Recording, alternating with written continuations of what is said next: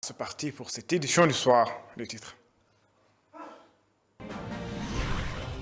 Kazou Rajab, la communauté mouride se souvient de Serigne Fallou Mbacké, deuxième calife de Cheikh Ahmadou Bamba, effervescence à Touba.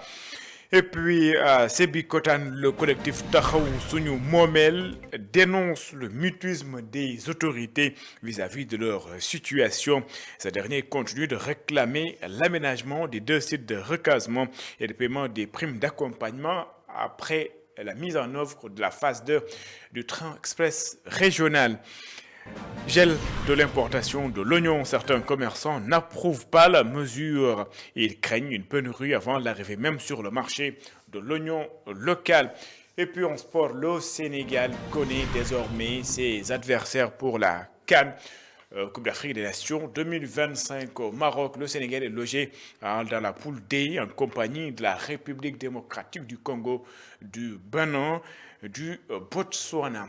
Voilà pour les titres de développement, c'est dans une poignée de secondes.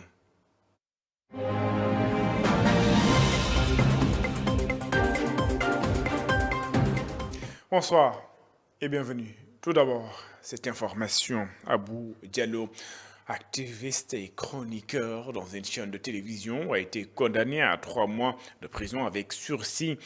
Il va donc pouvoir rentrer chez lui. Le juge a retenu le délai de diffusion de fausses nouvelles et l'a donc relaxé sur les autres faits concernant l'incitation au attroupement, mais également des discours relents ethnicistes, même sentence ou presque pour également Oumar Sow, ancien conseiller spécial du président de la République ou du président Macky Sall.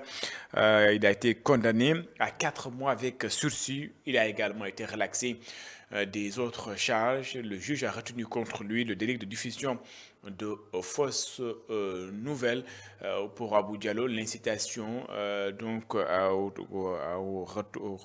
l'incitation donc à la violence ou même aux commentaires ethnicistes a été donc recalé par le juge qui a donc retenu la diffusion de fausses nouvelles. Même chose également pour Oumar Sow. Parlons tout à fait d'autre chose. C'est l'affluence à Touba. La cité religieuse refuse du monde en ce jour où est célébré le Kazou Rajab qui marque la naissance de Serigne Fallou Mbacké, deuxième calife de Serigne Touba. Gornaklo. Des milliers de fidèles mourides ont répondu présents à la célébration de l'anniversaire de la naissance de Cheikh Mohamed El Fadel Mbacké, une célébration communément appelée Kazou Rajab, d'où la visite pieuse des fidèles au mausolée du deuxième calife de Borom Touba pour rendre hommage au bâtisseur de la grande mosquée de Touba. amuñu lenn lu Sëñ Fallu moo aaye moo woote bu wootee nag dañ koy wuy si ñëpp teew màggal gi neex na. Nous n'avons rien d'autre que Serigne Fallou. Il exauce toutes nos prières, raison pour laquelle nous sommes venus pour commémorer le jour de sa naissance. Cheikh Mohamed El Fadel était un homme hors pair et multidimensionnel. Je suis très content d'être parmi les fidèles mourides qui ont pu se déplacer pour célébrer cette date historique. Fallu rek laa bëgg am na bant yoo xam ne Fallu lañ tudd quoi amul lenn lu ma ko desal nag sant rek di ko ñaanal ngeen jàkk ko fekkee. Un magal célébré cette année dans une grande ferveur, d'où la joie de certains fidèles mourides rencontrés à l'esplanade de la grande mosquée de Touba. waaw kontaan bi ma ñëwee ba dugg si barab bi ndax maa ngi ju bàyyeekoo xombal léegi jaar sama kër sëriñ xewlu ànd sama xarit ne. Je suis très ému car Serigne Fallou est unique. J'ai tout fait pour effectuer mes prières. Je suis venu de Khombol rien que pour venir répondre à l'appel du Cheikh. Je souhaite aussi que toutes nos prières formulées soient exaucées. fi ñëw gi basam bi ay soxla tax nga fi ñëw ndax nit ki moom saa yoo ne bu nga soyoon say soxla faju te moom boo ko diisee si kàttanu yàlla dina la ko fajal. Refuse du monde et bat au rythme des chassidas en cette journée spéciale dédiée au second khalife général des Mourides qui a effectué beaucoup de réalisations dans la capitale du mouridisme. Retenez qu'également Serigne Fallou Mbacké, deuxième khalife de Serigne Touba, lui qui est donc à l'origine de la commémoration de Kazou Rajab, en moment de ferveur mais également de communion entre des fidèles, mais qui est donc Serigne Mohamedou Fadel Mbaké, deuxième calife de Serigne Touba. Gornaklo à la réponse. Né le 27 juin 1888 à Darussalam, soit au 27e nuit du mois de Rajab, Cheikh Mohamed El Fadel Mbaké était crédité du don de voir se réaliser toutes les prières qu'il formulait, d'où l'appellation de Borom Naam Mouhamma par son père Cheikh Ahmadou Bamba Mbaké, fondateur de la confrérie mouride. De son vivant à nos jours, nombreuses sont convaincues qu'il suffit de faire appel 7 fois à Serigne Fallou pour obtenir ses désirs. En 1945, Serigne Mohamed El Fadel devient le second calife général de Bamba et se plonge corps et âme dans la poursuite des travaux de la grande mosquée de Touba avant de procéder à son inauguration le 7 juin 1963 et d'y diriger la première prière du vendredi. Son khilafa est encore évoqué de nos jours comme une période particulièrement difficile avec la Seconde Guerre mondiale. Les Sénégalais, de toutes confréries confondues, le considèrent comme un vrai ascète, un homme qui a reçu du Créateur le pouvoir de faire des miracles. Et c'est dans la nuit du 6 août 1968 que l'Hadji Mamadou Fadilou Mbaké s'est éteint à Touba, plongeant le monde mouride dans une tristesse jamais égalée. De cette date à nos jours, sa notoriété reste intacte aux yeux des talibés mourides et des disciples des autres confréries. Gornaklo, retour à Dakar, je le disais tantôt, depuis samedi, les importations d'oignons ont été gênées, une décision que certains commerçants n'approuvent pas. Pour eux, l'État aurait dû attendre que la production locale soit disponible sur le marché. Ils craignent d'ailleurs une pénurie. Ils l'ont dit à Ndeyalifal et Moussadia. Retour au marché de Grand Dakar, appelé le gel des importations par les autorités. Ce vendeur d'oignons approuve la décision du gouvernement. J'approuve cette décision à condition que les producteurs puissent maximiser leur production. Sinon, il y aura une rupture.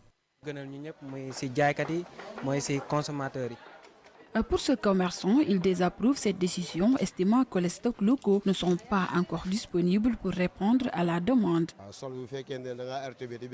Il y aura inévitablement une pénurie d'oignons car certains producteurs n'ont même pas encore récolté leur production. Avec cette approche, un manque d'oignons est quasiment certain. À l'opposé, cette mère de famille venue faire ses courses préfère l'oignon importé. Selon elle, l'oignon local contient trop d'eau et ce qui le rend moins pratique pour ses besoins. Personnellement, je préfère l'oignon importé car l'oignon local contient trop d'eau. Je suis donc opposé à cette décision. C'est à partir du 25 janvier 2025 que le gouvernement sénégalais a suspendu l'importation d'oignons sur tout le territoire. Cette mesure a été prise pour soutenir et protéger les producteurs locaux en pleine saison de récolte. Au marché de Grand Dakar, si certains approuvent cette décision du gouvernement, d'autres en revanche restent attachés à l'oignon importé. Les commerçants, les transitaires et les transporteurs menacent de se faire entendre dans les jours à venir. Ces membres dénoncent les problèmes auxquels ils font face au port autonome de Dakar. Difficile pour eux de sortir un conteneur. Pourtant, il faudra qu'ils payent ou qu'ils déboursent une somme astronomique pour entrer dans leurs droits. Selon eux, ces ajustements sont également à la cause des hausses des prix sur le marché. Omar Sissé est le directeur exécutif de l'Association des commerçants et industriels du Sénégal. Je vous propose de suivre un extrait de l'entretien spécial. Nous rencontrons d'énormes problèmes au niveau du port autonome de Dakar. Des problèmes qui sont liés à la surfacturation, à la facturation indue, au magasinage, au surcharge, à n'en jamais finir, des fautes que nous payons dont nous n'avons pas été à l'origine. Vous savez, c'est un surcoût qui fait que le prix du panier de la ménagère ne peut pas être léger. C'est ça, la réalité. Nous avons tenté plusieurs fois à rencontrer le DG. Mais jusqu'à maintenant, 8 mois après, 9 mois, on n'a pas eu la plus petite réponse.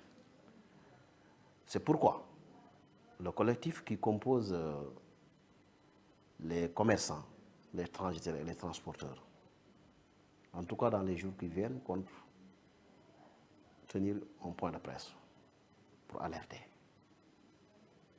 Si toutefois des réponses idoines ne sont pas apportées par le port autonome de Dakar ou par le gouvernement en général, mais des actions vont s'en suivre, ça c'est sûr. Parce que nous pensons que c'est du vol que ces multinationales-là, ces concessionnaires sont en train de faire sur le dos des Sénégalais. Comment est-ce qu'on peut facturer comme on veut dans un pays où tout est réglé, tout est normé? Et vous ne pouvez plus laisser faire. Mais on ne peut plus les laisser faire, c'est pas possible. C'est beaucoup de milliards en l'air que ces compagnies-là prennent au commerce. Je le disais en titre, le collectif Tahaou Sonu Momel, qui regroupe les impactés des travaux de la phase 2 du train express régional, continue de réclamer l'aménagement des 2 sites de recasement et le paiement des primes d'accompagnement social. Ses membres dénoncent le mutisme des autorités. Babacar Seck. Les impactés de la 2e phase du train express régional de Sébikotane exigent de l'État du Sénégal le respect de ses engagements. Que l'État puisse quand même respecter ses engagements. En quoi faisant?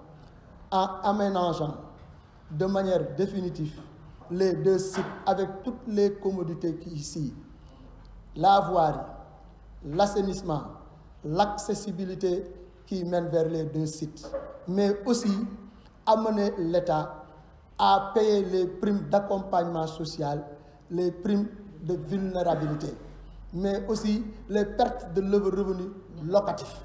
Le collectif ne comprend pas l'absence d'une gare du terre dans la commune de Sébikotane. Sébikotane est la seule commune avec une nouvelle ligne traversée par un projet de cette envergure qui ne risque pas d'avoir une gare, avec 19 km de Diamniadio à AIBD.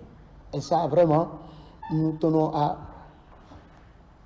le dénoncer vigoureusement. Les impactés du TER de Sébikotane dénoncent le mutisme des autorités en place qui restent sourdes aux interpellations.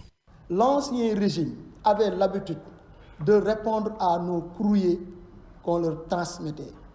Mais ça fait plus de 3 à 4 courriers envoyés au nouveau gouverneur, envoyé au Premier ministre, envoyé au directeur général de l'APEX, mais on n'a pas eu de feedback. Cela veut dire qu'il y a un mutisme total qui est noté par rapport aux nouvelles autorités. Et ça, nous le dénonçons.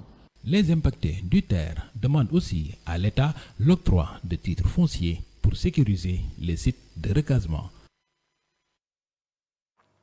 Babacar Seck, pendant ce temps, les habitants de Mbabi-le-Bord, c'est une localité qui se situe à quelques kilomètres de Diamniadio. Ces derniers déplorent les agissements des camions de vidange qui déversent, selon eux, de manière clandestine les matières fécales à côté des habitations. Ces derniers fustigent l'attitude du service de l'hygiène de l'ONAS. Ils interpellent également les autorités. Cheikh Oumar Boy est le porte-parole des habitants de Mbabi. Mbali Bor, j'y arrive. Il est ici au micro de Babacar Seck. Tout ce que vous voyez provient des camions de vidange venant des communes de Bargny et de Diamniadio. Personne n'est épargné par ce fléau. Même les populations de Sendou, de Minam, de Diamniadio et Bargny sont en danger permanent du fait du péril fécal qui correspond au risque de contamination par les micro-organismes fécaux présents dans les selles, responsables d'infections et résistants aux antibiotiques. Parce que sous l'effet du vent, ces matières fécales sont transportées. Et comme le dit l'adage, mieux vaut prévenir que guérir. Et ça vraiment, c'est décourageant. La population que vous voyez, ce sont les propriétaires. On a des problèmes. Vous allez à Bargny, de Guydjou-Lankar, de Ngounou, de Ndjandji, à Ndjagasamb. Nos parents souffrent de l'avancée de la mer et ils ne peuvent pas venir occuper cette zone qui est vraiment dégradée à telle enseigne que rien ne peut marcher dans ce pays. Nous, on est découragés. On demande l'intervention de l'État. On demande l'intervention de l'État. On ne demande pas de faveur, mais que l'État intervienne, que l'État agisse, que les forces de l'ordre agissent pour vraiment faire cesser ce que nous voyons derrière nous. C'est vraiment ignoble, c'est malheureux, mais on n'est pas d'accord. Promotion de l'innovation et de l'entrepreneuriat en milieu universitaire, l'UCAD, l'Université Cheikh Anta Diop de Dakar, le Centre d'excellence africain Impact de la Banque mondiale ont organisé la première édition de la semaine de l'innovation et de l'entrepreneuriat. C'est pour mieux donner ou montrer les opportunités qui existent au Sénégal. Elisabeth Grastine et Mafalfal pour le compte rendu. La semaine de l'entrepreneuriat et de l'innovation s'inscrit dans une dynamique de promotion des étudiants innovateurs et entrepreneurs au sein de l'université. Le professeur Babacar Faye, président du comité d'organisation, revient sur les objectifs visés. Comme vous le savez, au niveau de l'UCAD, nous avons des structures qui sont en train d'accompagner les étudiants pour la création d'entreprises, mais également pour valoriser les résultats de la recherche. Nous avons par exemple l'INODEV, nous avons également la DIVAC, qui sont des structures qui ont été créées pour permettre à nos jeunes étudiants de pouvoir promouvoir leur talent de chercheurs, mais également d'innovateurs et d'entrepreneurs. Parmi les centres d'excellence financés par la Banque mondiale dans 11 pays, le Sénégal en a bénéficié de 4, financés à hauteur de 4,5 millions de dollars pour une durée de 5 ans. La Banque mondiale finance ce programme des centres d'excellence qui est un programme africain que l'on retrouve dans 11 pays que nous avons cités tout à l'heure, parmi lesquels le Sénégal. Et le Sénégal a eu la chance d'avoir 4 centres d'excellence. 3 à l'UCAD que je viens de citer, mais également le centre mathématique, technologie de l'information et de la communication, le centre mythique qui est logé au niveau de l'université Gaston Berger de Saint-Louis.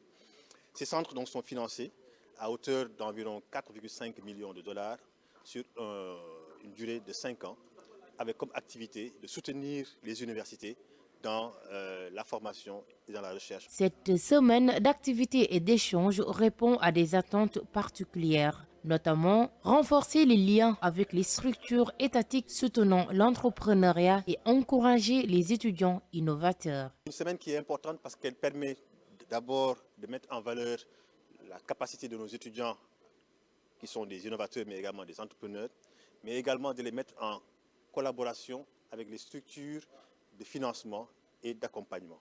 Nous avons invité toutes les structures de l'État qui doivent venir donc rencontrer ces étudiants, discuter avec eux et voir dans quelle mesure ils pourront les accompagner jusqu'à l'aboutissement de leur projet d'entrepreneuriat et de création de start-up. Dans le but de relever les défis de l'employabilité au Sénégal, l'UCAD a collaboré avec les centres d'excellence CEA Agrisan, CEA Agir et CEA SAMEP pour cette première édition de la semaine de l'innovation et de l'entrepreneuriat. Objectif, renforcer le lien entre la recherche académique et le monde socio-économique. Foire internationale de Kaolack. Cette année, l'accent est mis sur l'intégration du digital dans le secteur de l'économie. Le ministre de la Femme et des Solidarités plaide pour une utilisation efficace des réseaux sociaux.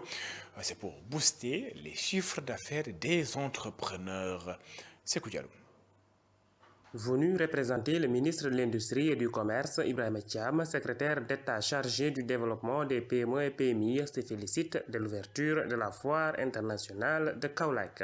Selon lui, cette région du centre regorge d'un potentiel économique énorme. Nous sommes ici à Kaolack, qui est le cœur du pôle territoire centre, dont les nombreuses potentialités qui regorgent les régions polarisées, Kaffrine, Fatick et Kaolack en font un centre d'intérêt certain pour le président de la République, son Excellence, M. Bassirou Diomaye Diakhar Faye, et son Premier ministre, Ousmane Sonko. Le numérique demeure un véritable levier économique selon Maïmouna Dièye, ministre de la Femme et des Solidarités. L'intégration du digital dans le secteur de l'économie peut favoriser l'autonomisation des femmes. Au-delà du sous-secteur de l'entrepreneuriat féminin, le digital aussi est au cœur de l'opérationnalisation de certains dispositifs techniques et stratégiques dans la protection sociale et la protection des enfants. Le président de la Chambre de commerce de Kaolack encourage les jeunes start-up et les entrepreneurs dans leurs différents secteurs d'activité.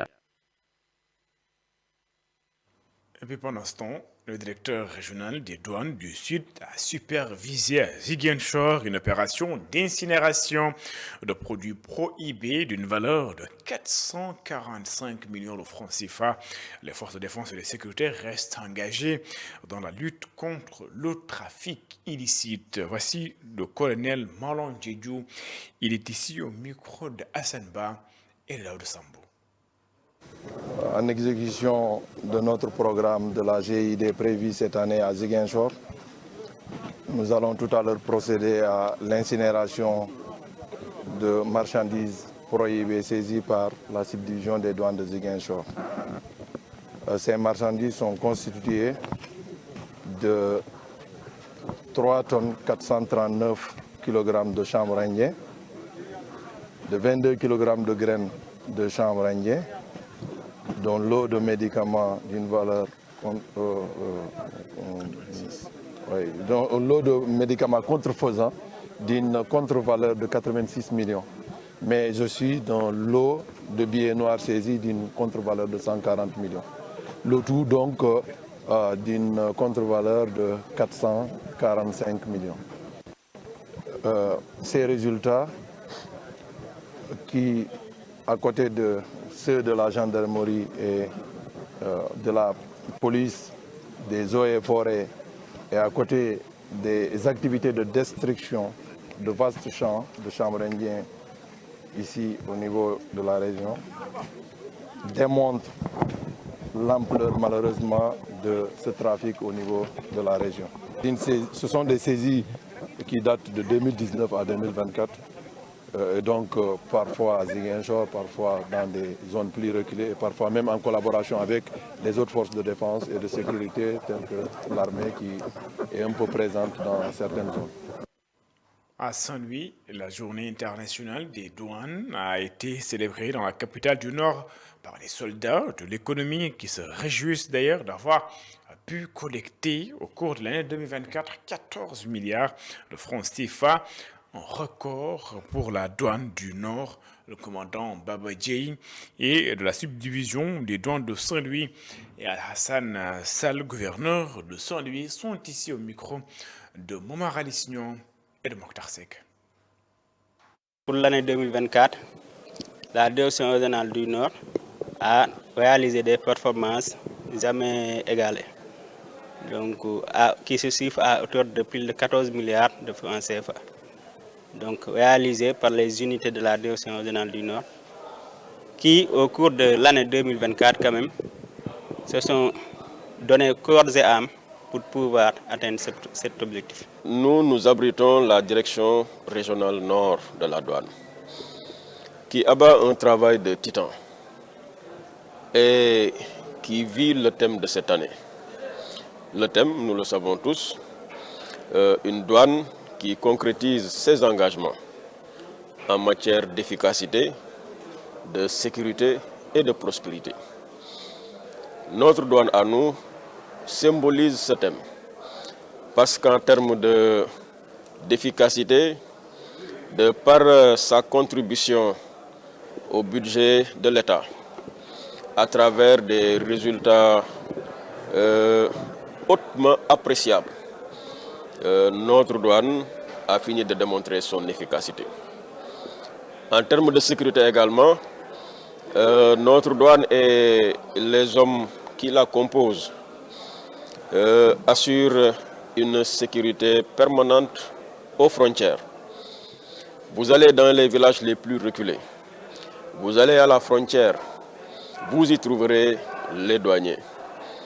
La nuit, alors que la population se repose après une journée de travail, vous trouverez les douaniers à travers des patrouilles permanentes. Restons d'ailleurs à Saint-Louis, où l'équipe municipale a convié la population à une rencontre d'échange, de partage, au cours de laquelle de nombreuses préoccupations ont été soulevées, parmi lesquelles l'encombrement de la ville tricentenaire et la question de la brèche. Cette occasion a permis également à la mairie de faire son bilan. Momar Lissignan et Mokhtar Seck.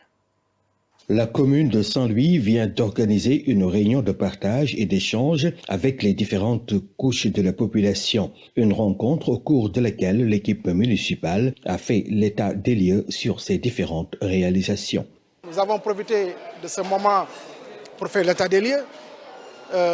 Une situation de référence qu'on a trouvée en 2014 et l'ensemble des réalisations qui ont été faites à travers non seulement les projets de l'État, mais aussi la coopération, le partenariat et un volume moins important réalisé à travers donc, les investissements de la commune.